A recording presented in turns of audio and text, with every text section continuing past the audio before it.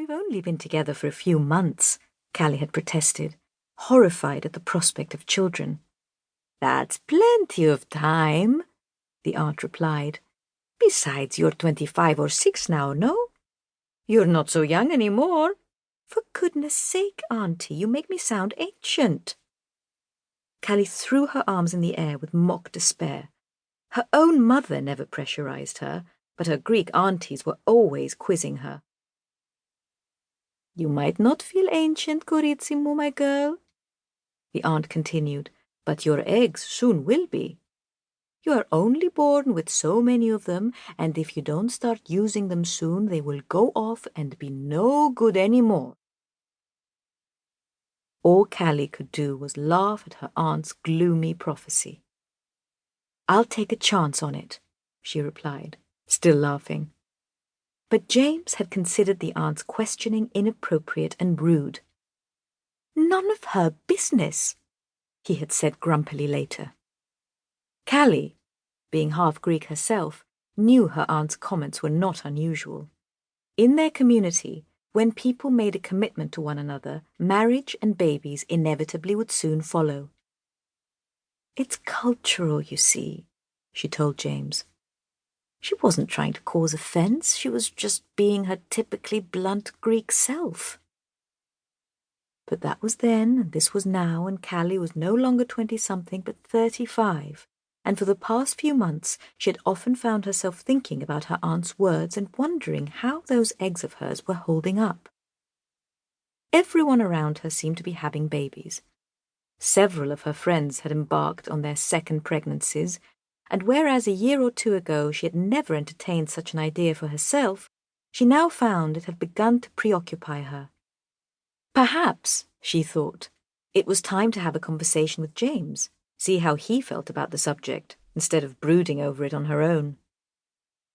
I am not going to say that you should have a baby, Eleni, Calli's mother, had said to her a few years earlier when the subject of having a family came up. It's up to you to decide, and something you do because you want to, not because you have to, or because anyone else pushes you into it. It's your decision, Kalimu, but I won't say that the grandchild wouldn't be wonderful. How do you know that you want to, or that the time is right, Mum? Calli asked, looking at her mother for answers. I don't know, you just do, Eleni replied. For some people, the time is never right. There is always something to get in the way. Maybe you are one of those women with your career and busy life. But if you discovered yourself pregnant and you felt happy about it, then I would say that's when you know that you want to and that the time is right for you. I certainly did when you came along without my planning it. The thought terrifies me, the young woman had replied. But of late, Calli's feelings had become confused. There was a shift, not only in the way she felt, but in her body too. In the past, she'd given her friends' babies a wide berth, making the appropriate noises of approval, but keeping her distance. Recently, she'd felt a softening in her heart whenever someone handed her a baby to hold. Could it be, she wondered, that the overused cliché, her biological clock was starting to tick, applied to her too now, as it had for so many of her friends? She began to observe herself with interest. She became aware that this assignment for the Sunday magazine was having a significant effect on her and had brought to the surface some uneasy feelings. While sitting in front of her computer reviewing pictures of those young fathers and listening to the interviews she had recorded of them, she began to consider her own life.